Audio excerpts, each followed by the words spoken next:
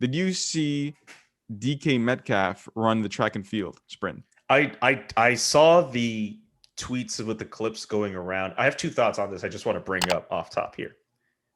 One is more serious than the other, so I'll go with the less serious one first. Okay. I have never seen so many people praise a last place finish in a heat. And here's the thing, and like I'm not saying that for shade. I'm not saying that to be a hater or anything, but like the first time, like I think I saw Emmanuel Acho tweet about it, and he was like, "Yeah, DK Metcalf finished in 9th place in his heat." And I started looking at all the racers in the heat, and I'm counting like 1, 2, 3, 4.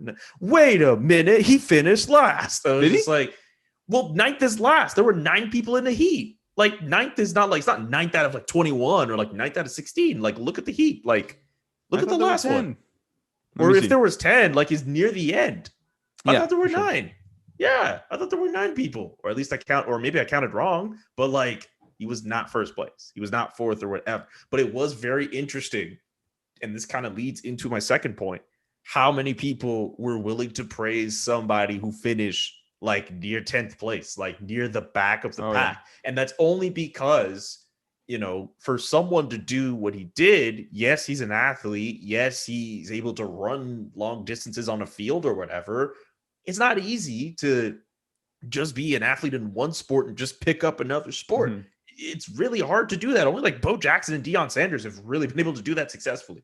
But DK Metcalf, at least, in that he wasn't like left in the dust. I mean, he held his own the first few strides, and then near the end, as the first few racers kind of picked up the second gear and pushed forward, he did kind of not hold back, but he was more to the back of the pack. But it wasn't like, you know, you see all the racers come in and you're waiting like the next like 5 seconds for DK Metcalf to finish. He did okay, and I think the fact that he was able to do it, he deserves some props. So I'll give him his props for that. But again, it was just funny to see people be like, man, DK Metcalf, man, at that size, at that strength, he finished in 9th. It's like, well, what did you all expect? Like, he wasn't going to qualify? Well, yeah, and you brought up a good point. I think that, like, for the first maybe half, it felt like he was going to stick with them. But then the endurance played a factor. Like, those guys you saw the separation happen.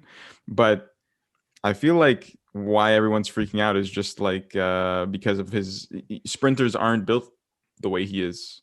Exactly. You know, the immediate comparison I thought of when seeing him run was like Usain Bolt, but Usain Bolt's definitely an exception, obviously, and he's the best at his craft ever. The greatest ever at his craft. I'm not even going to put arguably. Exactly. He's literally fat. No one's been faster than Usain. So let's just be clear here. I'm not comparing DK Metcalf to Usain Bolt. I'm just saying that he looks similar because of the body stature, and typically taller humans don't run as fast. It's just like you see the sprinters that he was compared or he was running up against are, you know, shorter, more compact. That was why it was so impressive.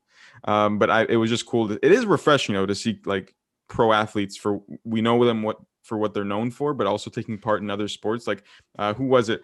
I think it was cool to see Jeff Petrie hitting home runs for the Montreal, right? Like it's cool to see athletes we know so well. Athletes do BP. They'll go into other cities where they have baseball teams and they'll hit BP. But I mean, Jeff Petrie, funny enough, his dad played in the MLB. Yeah.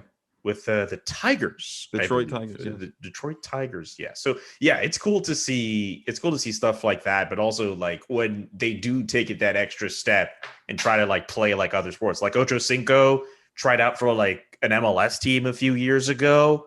Obviously that didn't really go as successfully as he would have planned, but it was still fun. It was still cool. And then obviously, you know, I mentioned before Deion Sanders and Bo Jackson, two of the best to have ever gone from one sport to another, at least in like the big four of sports, because maybe someone in the comments is like, hey, what about Jim Thorpe? He did everything. I'm not including Jim Thorpe, but like I wasn't even alive for Deion and Bo. So like, and I mean, Thorpe. Literally Michael Jordan couldn't do it. He can do it didn't pan out as well as some of the other guys, right? But who did he play for? Something Barons, I think the name was. Cleveland Barons. They were like Cleveland?